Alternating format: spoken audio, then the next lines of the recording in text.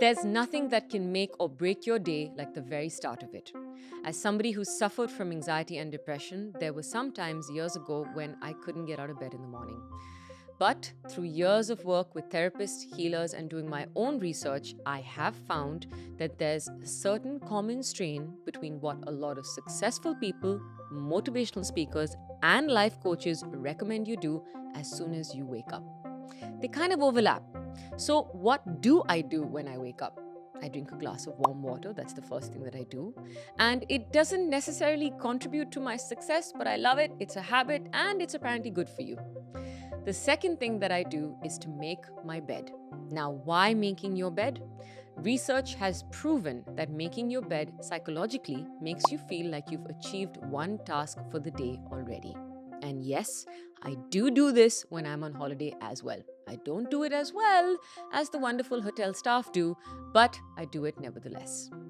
And that kind of makes you feel like, aha, I've done one thing for the day already. Now, for step number 3, different people say different things, but you can find what works for you best. Life and business coach Tony Robbins promotes having a cold shower. Now, I understand this because it gets your nervous system going and wakes you right up.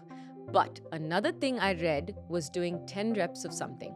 I usually wake up with a stiff back, so I tend to do 10 inchworms, or I'll do 10 squats, or I'll do 10 simple shoulder rotations back and forth, and I might do my neck or even my wrists.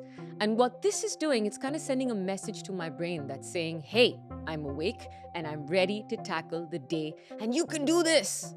And this is particularly useful for people who find it difficult to work out as soon as you wake up, or even for people who need to work out before they get to work in the morning. Because, like I said, you're telling your brain this: hey, I'm gonna work out. I know you might be lazy, but we're doing this. Now, I know it's hard, it's much easier said than done. But I promise you that practice and repetitions will make you want to do it. Because once you're done doing these things, you'll find that your day is automatically better. You're able to be a better daughter, or a better son, or a better parent, a better employer, a better employee, or even a better boss. Just overall, be more present. And this is a really addictive feeling. So that's step number 3. Next up, depending on how much time you have, I like to sit quietly for about 5 to 10 minutes to start with. You can work your way up once you get used to it. And I've also started doing this at home. I've told my mom that I do not want to speak for the first 1 hour when I wake up.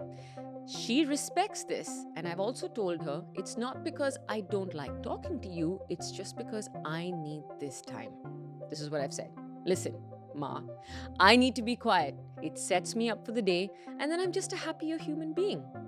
So, be quiet for 5 minutes, do some breathing, or you could even journal. I love journaling. I love writing. It helps me empty out my mind. You can just put your thoughts out on paper, and then you've got it in front of you, and you can go ahead and tackle your day. And then you know what you'd like to do during your day, or you know what you'd like to change. I follow somebody called the Holistic Psychologist. She's on Instagram. I found her recently. She's amazing. She has something called the Future Self Journal, which you can download. It has a bunch of questions, and you just answer those questions and you go day by day. Yes, I admit, I have skipped some days every now and then. Every now and then, I'm like, you know what? I just want to stay in bed for 5 minutes more, and I don't want to make my bed today. But it's fine because I've done 5 days before, and because I know I'll do it again tomorrow or the day after. I kind of still have the positive attitude and the will to be okay with it.